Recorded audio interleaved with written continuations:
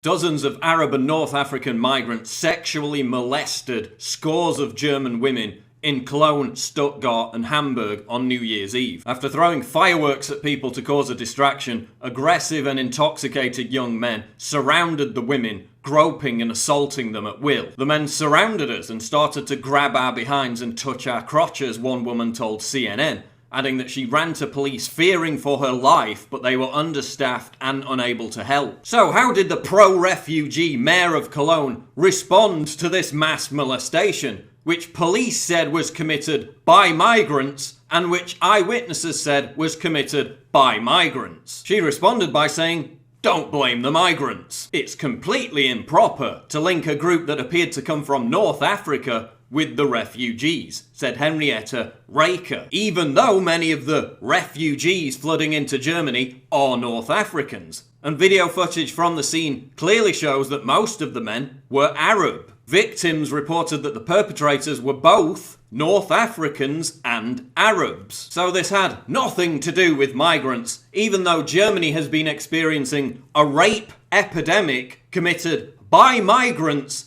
in and around migrant camps in Germany for the past 6 months, which authorities have ordered police not to talk about. But the BBC assured us that no official source had confirmed that the men involved were asylum seekers, even though the police said they were asylum seekers. The mayor later came out with a code of conduct, but not for the migrants, for the women, saying that they should avoid potential rapists by keeping them at arm's length. So you've got Arabs and North Africans, men from completely different areas of the world, both treating women like pieces of meat. I wonder, what could the common denominator be here?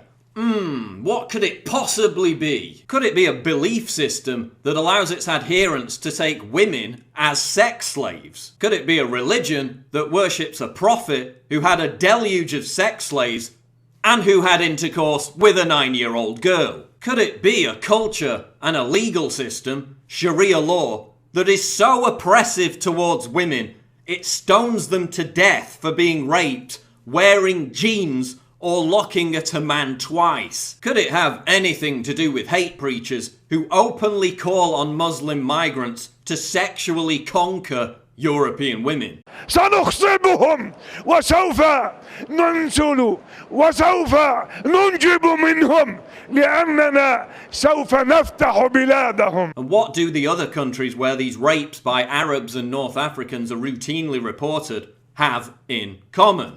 I wonder. Sweden, Norway, Finland, Denmark, Italy. Oh, that's right, they're all European countries that have rolled out the red carpet for Muslim migrants. Of course, it's nothing new for Sweden, which has enjoyed a rape rate rise of 1,400% since it opened its doors to this cultural enrichment. But don't worry, because Western feminists, who are bravely fighting against rape culture, were the first to vigorously denounce this outrage. Oh no, actually, they were too busy being upset over a new Protein World Beachbody ad. While Europe is openly importing a real rape culture, putting thousands of women at risk, third-wave feminists are more interested in the evils of sexist air conditioning and page 3 girls. And listen, before you get triggered, I'm obviously not saying that all Muslims are rapists. In fact, most of the victims of this migrant rape epidemic have been Muslim women and Muslim girls living in the migrant camps. But that doesn't really matter to white, middle-class, regressive leftists who will actually denounce devout Muslims who campaign against honor violence as anti-Muslim bigots. They'll gleefully strangle the voices of Muslim reformers who are actually trying to put a stop to this, all in the name of tolerance. And it doesn't matter to the mainstream media, who will whine for weeks about a Hungarian camera woman tripping a migrant, while ignoring the migrant crime wave now sweeping Europe. And listen, I don't blame the significant majority of Muslim migrants who aren't dangerous and who are simply in search of a better life. I do blame the politicians who have imposed this insane open border policy with no plan whatsoever to assimilate potentially millions of migrants into Western secular society. And remember, most of the migrants are unaccompanied men. They're not families. And 80% of them aren't even Syrian. And what the hell is going on with Germany's political leaders? Whether it's part of some bizarre World War II hangover of self-loathing, or merely political opportunism to import huge numbers of people who will eventually vote for bigger government, German politicians hate the German people. They even insult their own population as descendants of Nazis who will be ethnically cleansed because of their failure to have enough children. Schon aufgrund unserer Geschichte zwischen 1933 und 1945 sind wir verpflichtet, Flüchtlinge anständig zu behandeln. Und dann gibt es ja noch was. Jedes Jahr sterben mehr Deutsche als geboren werden. Das liegt zum Glück daran, dass die Nazis sich auch nicht besonders vervielfältigen.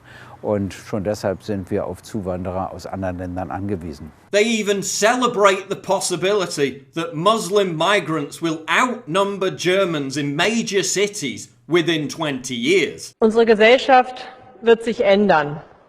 Unsere Stadt wird sich radikal verändern. Ich bin der Auffassung, dass wir in 20, 30 Jahren gar keine ethnischen Mehrheiten mehr haben in unserer Stadt. Und ich sage Ihnen noch ganz deutlich, gerade hier in Richtung rechts, das ist gut so. This isn't multiculturalism, which Merkel herself admitted has failed anyway.